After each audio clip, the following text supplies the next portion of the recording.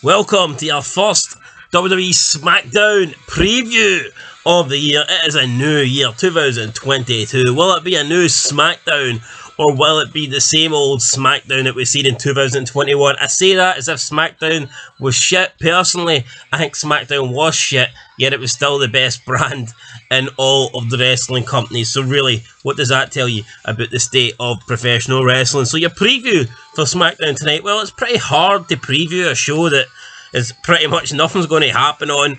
We did hear the news that Brock Lesnar intends to be here tonight. He said at the end of Raw to tell Roman Reigns that he'll see him on Friday.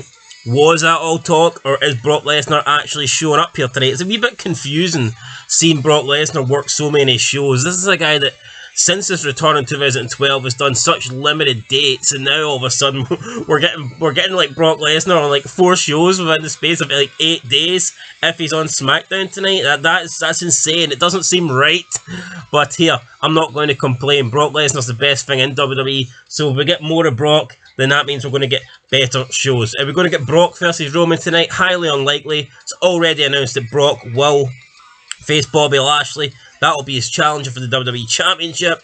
I don't see how a match now with Brock and Roman Reigns goes ahead. Maybe there could be some sort of interaction with them tonight. Maybe there could be some physicality. I mean, it would be great if we could get some sort of like 3-on-1 match or something with Brock versus the Bloodline, or Brock teaming up with... Even Brock teaming up with the New Day is, as much as that partnership is just unlikely, and they just do not... there's nothing similar about those two, but even if they did team up, it'd be good to get like a fun match with Brock Lesnar on SmackDown. We probably won't get that. We'll probably just get Brock coming out and standing next to Paul Heyman while Paul Heyman, talks about Roman Reigns and how he's decided to go with his client Brock Lesnar, and that Roman Reigns has made a bad decision in letting him go as his tribal counselor. So we'll see what happens tonight. Personally, I don't think much is going to happen.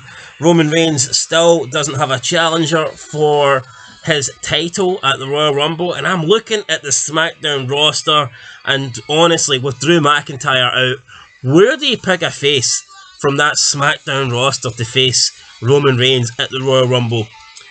I'm looking at you've got the New Day, who I just don't think any one of them would do it. And they're not going to lose to the Usos and then go on to challenge Roman Reigns. That's out. Cesaro, I don't think he's going to get another shot at Roman Reigns. Ever since he did get his title shot, he has plummeted down the card. I mean, the guy's losing 2-on-1 with Ricochet's help against Cesaro. What chance has he got up against Roman Reigns? Jeff Hardy's somewhere drugged out his head at the moment. Obviously, he's not going to get a title shot. What else do we have? We have...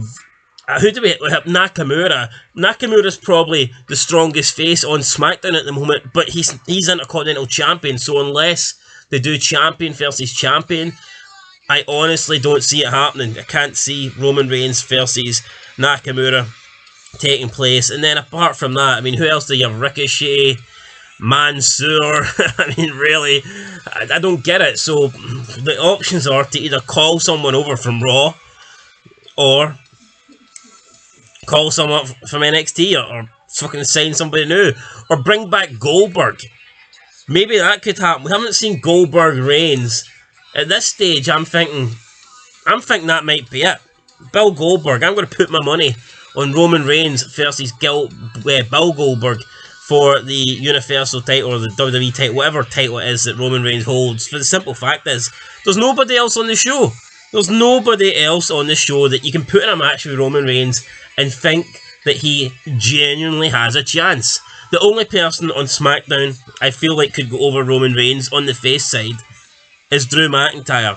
And let's speak of Drew McIntyre. Last week at the pay-per-view, he defeated Madcap Moss, a match that is not pay-per-view quality. Should never have went 10 minutes. If it went 9 minutes, it would have been... If it went 1 minute, it would have been 9 minutes too long. But for it to go 10 minutes, it was 10 minutes nobody wanted to see. 10 minutes nobody should have seen. And 10 minutes that I wish I'll never see again. But after the match, Drew McIntyre got attacked backstage. Corbin and Madcap Moss attacking the neck of Drew McIntyre. Now, whether or not Drew McIntyre has a legit injury and that's why they went with this, I don't know. But it is reported that McIntyre will be out for a good while. I'm assuming he won't be out for Mania, but he will be out for at least a few weeks, and I'm going to assume he'll be out up until the Royal Rumble, so that means McIntyre will not be challenging Roman Reigns anytime soon, and it means that the Corbin, McIntyre, Madcap Moss feud will be moving on. Thank God. I just wish Corbin would just move on altogether. I actually enjoyed what they were doing when he was broke, and they ended that too quickly. There was a lot of stuff they could have done, but they decided to end it relatively soon and turn him into the rich gimmick, and it's crap. I mean, this guy's, I don't know if they're trying to go like a JBL kind of gimmick, but the guy's not even a tenth as good as JBL. The segments that he's doing with Madcap Moss, the Corbin Talk or Happy Talk, whatever it's called, we've seen a lot of shit talk TV shows in WWE. That one arguably is the worst by a pretty big distance. So I don't know what's going to happen with Madcap Moss and Happy Corbin. And honestly, I do not care. Previously it mentioned Nakamura about potentially challenging Roman Reigns, but he has a challenger of his own. Sami Zayn is due an Intercontinental Championship match. Will he get it tonight? Will he get it at the Rumble? Will he ever get it? It's a conspiracy. Nobody likes Sami Zayn, so maybe he'll never get it. And that'll add to his conspiracy storyline. It has been going on now for about, 18 months? And I get it, but they kind of bring it up randomly, then it disappears for like a month, and then they bring it up again. What is the conspiracy? Like he said last year at WrestleMania, before WrestleMania, he planned on revealing this video that he'd made a documentary. We've never seen this documentary. Will we get to see this documentary? Who knows? But what I would say, I think Sami Zayn, what he's doing at the moment, what he's been doing for the last year, is really good, and it's the only time I've ever enjoyed Sami Zayn in his career. So who knows? If Sami Zayn went over on Nakamura and became the champ, I'd be all for it. But at the same time, I'm also thinking, if he wins the belt, then the conspiracy theory is kind of done because he's a champ. Where is the conspiracy if he actually wins a belt? So who knows what's going to happen there. The Usos and New Day feud, will that be over? I mean, you'd think so, but again, the tag team division on SmackDown is pretty much non-existent. Who else do you have apart from the New Day and the Usos? I think you've got the Viking Raiders and you've got those two Mexican lawnmowers. So, I mean, hardly tag champion materials right there.